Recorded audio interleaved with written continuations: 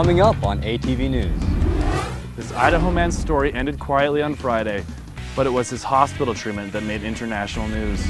What if your teacher asked you to build this when you were 16? We'll show you what these high school students were doing with their homemade robots. 2 new cookie delivery services here in Logan both had the same idea at the same time. We'll show you who's competing ahead. A rough week for USU sports, but in high school football, the apple didn't fall far from the tree, but the tree gave the apple a beating. Fall is finally here, and this week will be a little colder than usual. I'll show you how much colder in weather. All that and more, this is ATV News.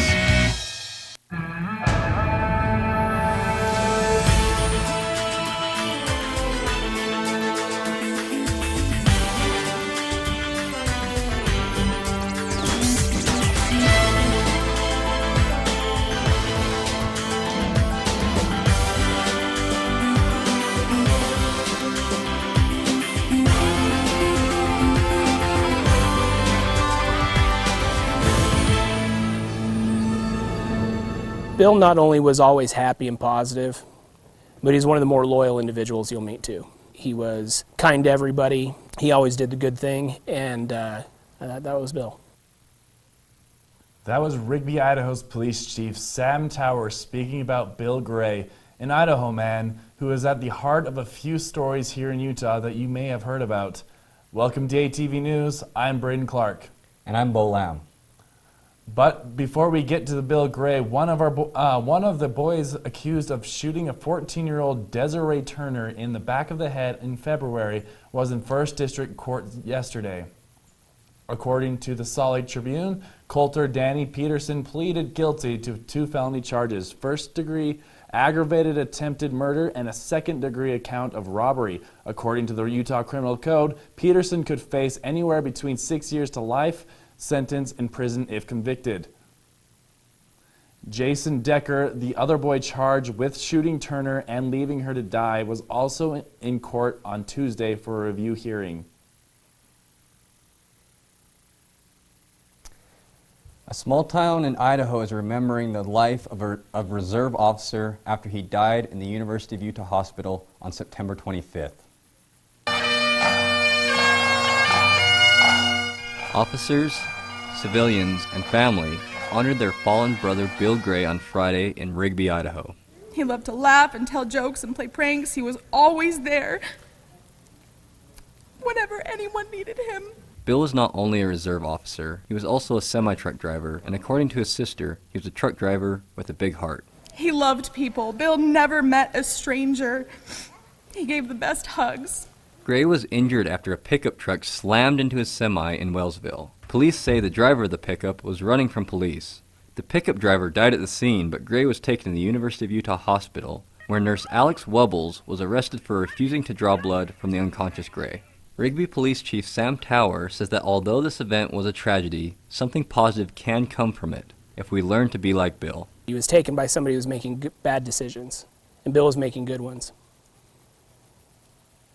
But I know that Bill was probably the first one to find him and forgive him, because that was Bill. At the end of Gray's service, dispatch performed a status check on all Rigby officers. J10 Jefferson status. A check all but one would respond to. J10 Jefferson status.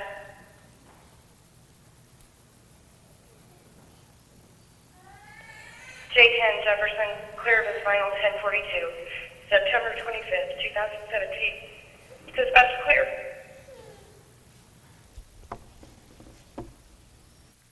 Chief Sam Tower says that although it's been hard for his department and the family, thinking about Bill's positive, fun-loving attitude eventually leads to a smile or a chuckle, which is what Bill would have wanted. Coming up, chocolate chip crispy cookies and crosstown competition. You now have 2 new choices for a late night snack. They spend up to 400 hours building these robots, and we'll show you why and what they do with them.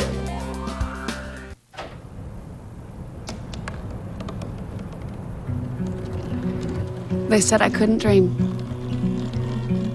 Called me a piece of trash and swore that's all I'd ever be.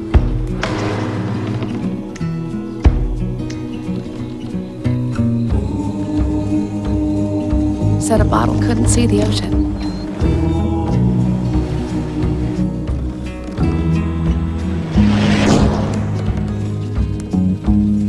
Give up. Go back to the dumpster. But I didn't listen. I made my way.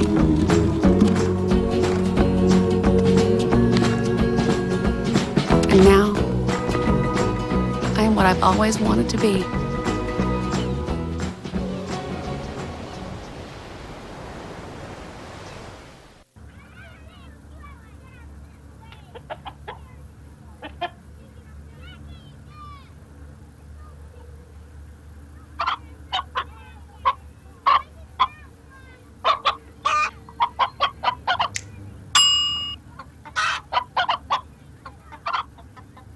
Separate raw meats from other foods by using different cutting boards. 3,000 Americans will die from food poisoning this year. Keep your family safer. Check your steps at foodsafety.gov.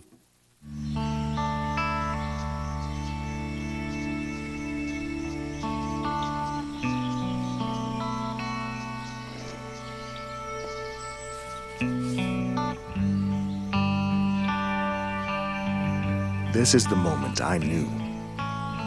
His future had no boundaries. There are some moments only the forest can inspire. Find yours at discovertheforest.org.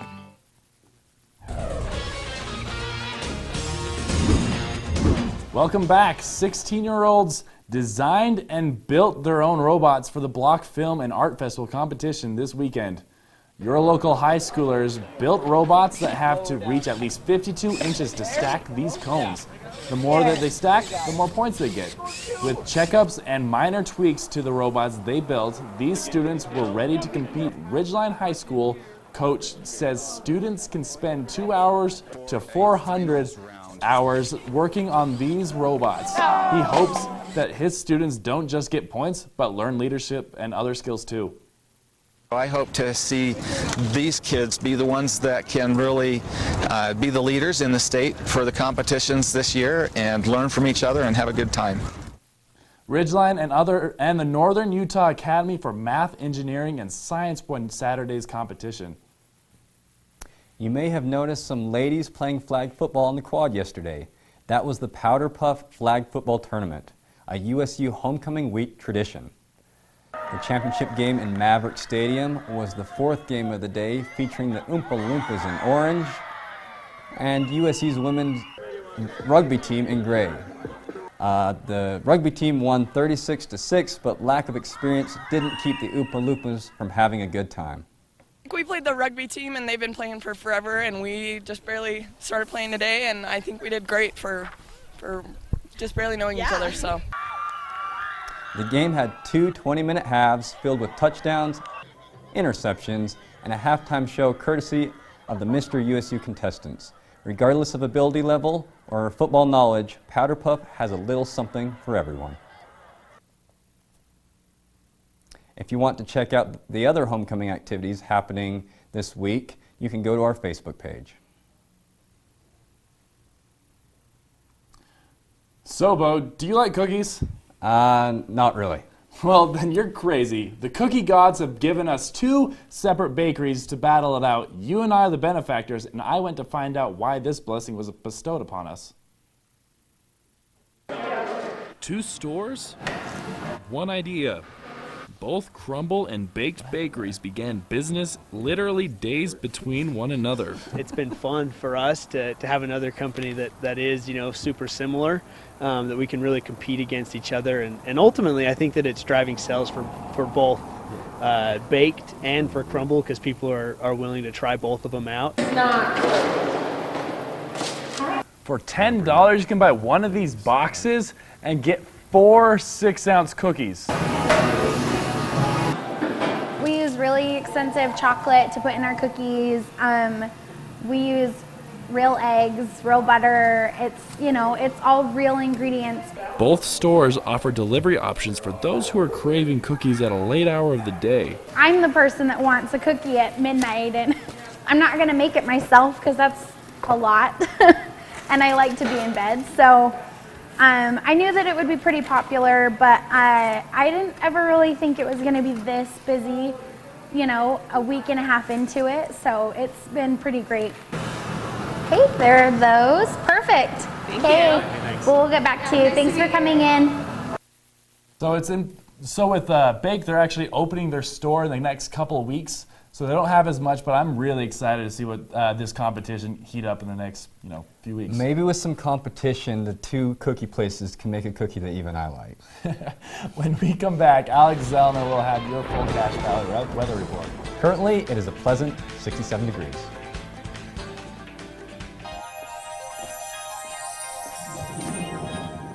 Can you consent with me?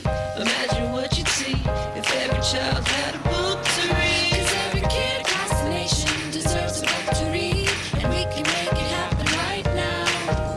No, I don't know what you've been told, but kids with books learn so much more. So the mission is for us to get a book to each and every child. So let's join hands, book people unite, unearth hidden passion. Come on, we'll have a good time. Living seeds of inspiration to motivate some magic. To change the writing on the wall, writing on the wall. One book can make a difference. One book can inspire a child. One book can be the first little thing that helps to change a life. People unite. Read to a child today and spark a lifetime of ambition. Listen to me. I am captain of the track team. And if I'm late, She doesn't really think she's going to get out of here, does she? be nice. She's new. Hello, is anyone there? Ugh! Wow. Even from our standards, you look awful. Oh, sweetie, what happened? Me? My friend Becky got to talk to this super cute boy, and I tried to act like I wasn't jealous, but I so totally was. And then out of nowhere, this concrete barrier just popped up. Maybe it was a semi. You mean you were driving? Yeah. I mean, I know the whole eyes on the road thing, but this was a super important text. Maybe you have to know, Becky. Texting? Great. But it was only like 5 seconds, and I'm a really, really fast texter, so it wasn't even a big deal. Actually, has she texted me back yet? Wow, I get like no bars in this place. I wonder if they have Wi-Fi here.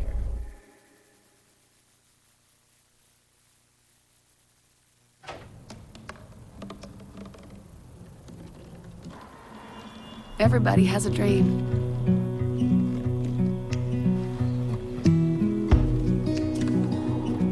Mine was to see the ocean. And with a little help, I made it.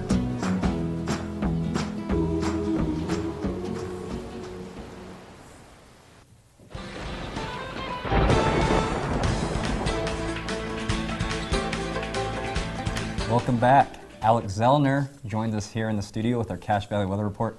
Alex, it's been a pretty mild fall so far. Yeah, but it could get a little colder. Oh, no. It's starting to happen, guys. Fall is here. But actually, fall has brought some kind of weird stuff in across the country. In Denver, they actually caught 5 to 12 inches of snow in some places. And this guy's already having to clean off his car. It's not even Halloween yet. What's up with that? But on another note, opposite of snow, we actually got some fires in California. Up north, there are 22 fires that are all wind related, and they are ravaging. There are 17 people dead. This is actually a picture of Disneyland, where a Southern California fire is creeping over. Some fun stuff. It's not good news, guys. They need some rain, but we don't know that we got it. Let's see what is going on in the country. Over here, we actually have the remnants of Hurricane Nate kind of crawling up the plains and up into the northeast. We have some stuff going on up in New York and in Pennsylvania, little stuff in Michigan. Not too bad, though. It should be okay. Over here, there's not much going on the west, actually. There's not much going on in Colorado, Utah, anywhere near us, but there is a little bit of stuff up in the northwest and in California. The California needs it, that's for sure. They could help. Let's see what's going on in Utah. Not much. Actually, up here, we're getting a little bit of rain down in Salt Lake, but there's not too much up by us. It's been a clear, cloudy, lovely day. Not too cold, not too warm. Getting it good, guys.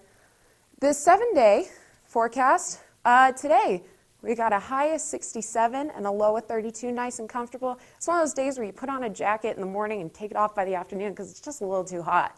Thursday, we got 56 coming in with a low of 30. And Friday, we got a high of 53 with a low of 30, getting a little cooler. Into Saturday, we actually may get some rain and snow. We got a 20% chance of rain and snow on a homecoming weekend. That would suck if it happened. But if it does, we'll wrap up and go out to the game anyway. Sunday, we got a high of 55 and a low of 29. Shouldn't be too bad. We're getting back up there.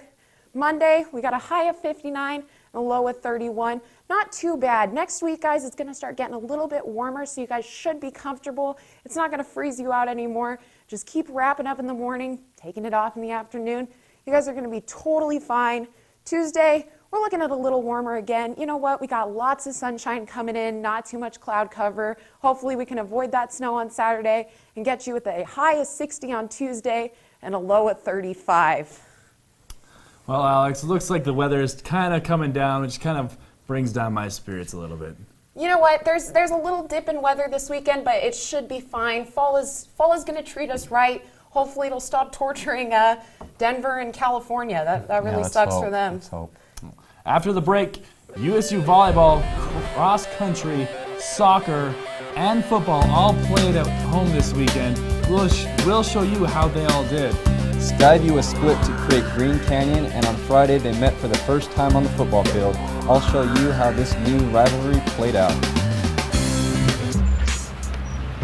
I'm one unlucky guy. The chance of being involved in a robbery is 1 in 757. The chances of being struck by lightning 1 in 750,000. Please fasten your seatbelts for unexpected turbulence. The chances of being a victim in an airline crash 1 in 29 million. Hey, could I get some peanuts? The chances of being involved in a car crash are far greater than lightning strikes and plane crashes. And if you are texting while driving, your risk of crash increases 23 times. Now, I may be an unlucky guy, but I don't have to be part of that statistic, and neither do you.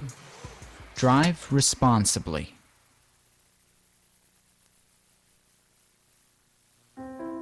Quiet, please. Wait a sec. I'll take one. Oh yeah. All right. All good. Take care. Way to go. Nice. Bring it on. Gotcha. I'm here for you. Oh no. Please, please, please. I'm waiting. Interesting. Not buying it. Not fair. That's it. This conversation is over. Oh, brother. Body language can tell you all sorts of things.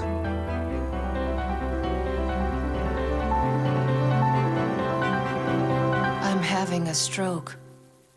I'm having a stroke. Know the sudden signs. Learn fast. F, face drooping. A, arm weakness. S, speech difficulty. T, time. Time to call 911 immediately. The sooner they get to the hospital, the sooner they'll get treatment. And that can make a remarkable difference in their recovery. Learn the body language, the sudden signs, and spot a stroke fast. Sorry. I've got big ideas. As a college student, you have big ideas to make a big difference on campus. Why not get funding for those ideas in a big way? The Blue Goes Green Grant provides funding for student sustainability projects. These projects help USU students be more environmentally responsible, live healthier, and save money. To find out more, go to usu.edu/BGG. Get funding for your Blue Goes Green idea in a big way. Blue Goes Green. Make a difference.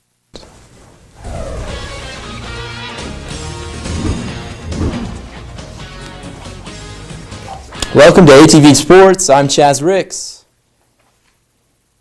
Thursday, the women's volleyball team was swept by Wyoming and again by Colorado State on Saturday, putting the Aggies in a 3-game losing streak. Last night, they tried to end their 3-game losing streak while hosting Boise State, who's on a 2-game losing streak of their own. Sorry, this is soccer.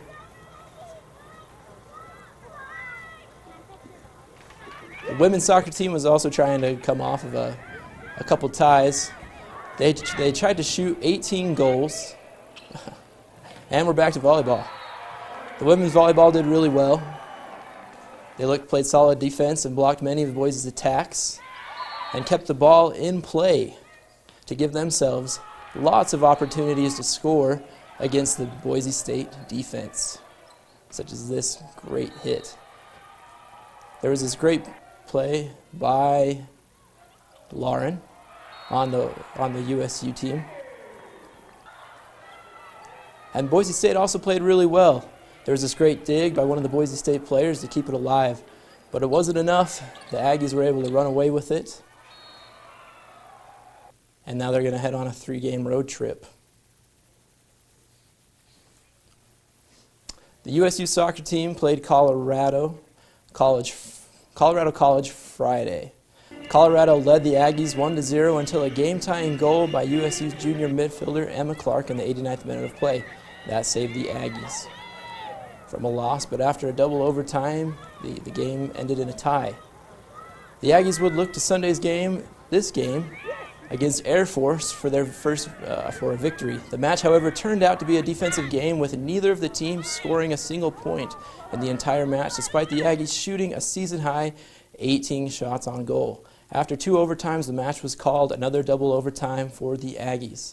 Head coach Heather Cairns is happy with the improvement her team is making. Our possession has progressed light years in the last couple games. Now we got to start making it pay off with some goals. You know, we got to breach that. We got to get over that hump and really just put the teams under. The Aggies soccer team now stands at 6 wins, 5 losses, and 3 ties for the season. The men's cross-country team was on track on Saturday and won the Steve T. Reeder Memorial Race, named after the former USU long-distance coach who passed away in 2016. The women's team came in second. After coming off an emotional win versus BYU, last week the USU football team looked to improve on its 3-2 record against Colorado State. But it was Colorado State who, despite the Aggies' defense, scored the first 24 points of the game. The Aggies finally got on the scoreboard when DJ Nelson blocked the Rams' punt, scooped up the ball, and ran it back for a touchdown. The Aggies would score only once more after halftime, but they would prevent Colorado State from many more touchdowns. But it wasn't enough to overcome the first half deficit. Colorado wins 7 to the Aggies 14. You know, we're going to go back and we're going to do the same thing we did on Sunday and Monday of last week and try to find mistakes, try to find where guys are better, where we need to be better, and hopefully we'll respond like we have, like you mentioned in the past. There's still one undefeated high school football team in the Valley, and for many of the Green Canyon Wildcats, it was not the first time they had taken the Skyview field, but it was the first in a rival uniform. And they did it up against the undefeated Skyview team in hopes of snapping a 2-game losing streak. But it was the Skyview who came out strong, scoring the first touchdown in the first quarter. You see that nice pass right into the end zone. In the second quarter, Skyview made another touchdown with Sidaway connecting with Mason Falslev. What a great pass. But it was answered when Green Canyon's Nate Corey recovered a Skyview fumble and returned it 8 yards for a touchdown. Green Canyon's excitement was quelled, though, when Skyview scored 2 more touchdowns in the last 3 minutes of the quarter. One was by one wide receiver, Ryder Loonhall. Such a great play. And another from Jackson Sidaway to Mason Falslev for a 22-yard touchdown. In the fourth quarter, Skyview showed why they are the undefeated team and sealed the game with 2 more touchdowns, beating Green Canyon 21-42. Logan played Mountain Crest on Friday, but due to the grisly nature of the 41-7 beatdown Mountain Crest put on Logan, we can't show you the footage. But the Bear River versus Ridgeline game was a close one. In the final minutes of the fourth quarter, we see Ridgeline's quarterback Brady Stewart weaving, ducking, and diving like he was drunk. Nope. Threw Bear River's defenders into the end zone to give his team the lead. In Ridgeline's next possession, you see Stewart fumble the football. Here it comes. They hike the ball, and he fumbles the football. and it gives the Bear River the opportunity to try to score. But on that very next possession, we see the quarterback, Josh Payne, launch the ball downfield, only to be picked off by Ridgeline's ending Bear River's chance of scoring the ball for a win. Ridgeline wins 23-21. Thank you, Chaz. Stick around because after the break, Providence City's car show had its biggest crowd ever. Coming up, we'll tell you why. But not all car shows are just about cars. We'll show you one show that has a different approach.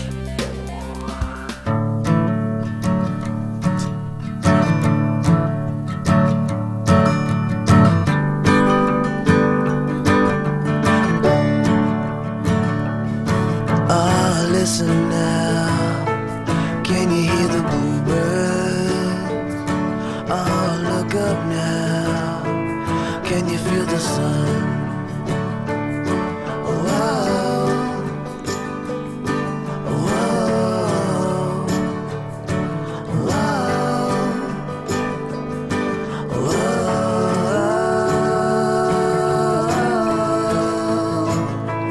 can you feel the sun?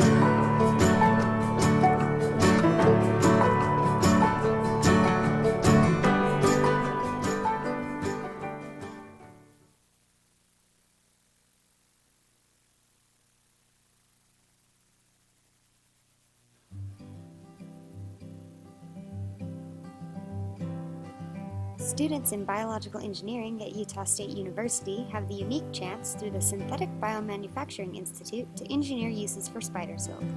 Projects developed in the lab include medical coatings, strong adhesives, and elastic woven fibers.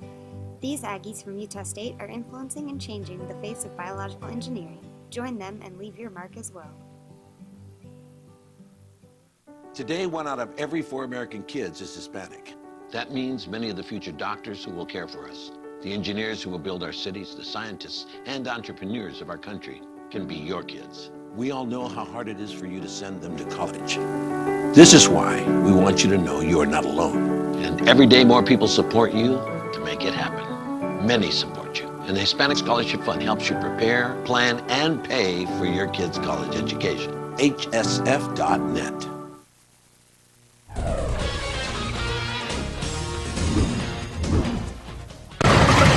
The sound of that V8 we just heard go by, that's great stuff. It doesn't get no better than that. Just the history of America, it's great. Thanks for sticking around. Those are some of the sights and sounds from a few of the car shows across Utah this past weekend. That's right. We even had one right here in our own backyard, and we've got Brian Petty out there on the quad right now to tell us about it. Brian, there were some groovy cars out there in Providence, weren't there? That's right, Bo. There were a lot of cool cars similar to this vintage 1969 AMC Rebel that I'm sitting on. And if you were anywhere near Zollinger Park in Providence on Saturday, there's a good chance you saw a few of them during the annual Sauerkraut Day celebration. There were older cars, there were newer cars, and there were even a few that were decades older than this AMC. There's been about 95 registrants this year, which is great because last year we only had 70. People showing off their cars at the show say one of the biggest factors that made the turnout better this year was the warmer weather. I feel good. Everybody feels good. They enjoy the car show. It's exceptional when we have weather like this. So even if you didn't make it out to Providence for the car show, visit our Facebook page. There you can find more information about the event and you can see some pictures of the cars. So yeah, Bo, there were definitely a lot of really cool cars out there this weekend. Yeah, Brian, that 26 Dodge, that thing is nuts. Yeah, that Dodge was incredible. That was one of my favorites there. The paint was beautiful, almost flawless, and there's a lot of cool stuff on it. It was perfection. Well, thanks, Brian. So that was pretty cool, but you don't have to be a car guy. You don't really have to know a thing about cars, as Brady knows, to enjoy the car show. Yeah, that's right, and the Culture Crash Car Show in Clearfield on Saturday was just as much about the cars as it was about the art. On display and for the sale were pieces like these, hand-painted pictures of wild creatures and crazy-looking characters, And these artworks were painted on anything from canvas to t-shirts to skateboards and even cars. One artist says it's that kind of variety all in one place that makes it such an interesting event. Well, thank you for joining us on this edition of ATV News. Check out our Facebook page and Instagram for all our latest updates.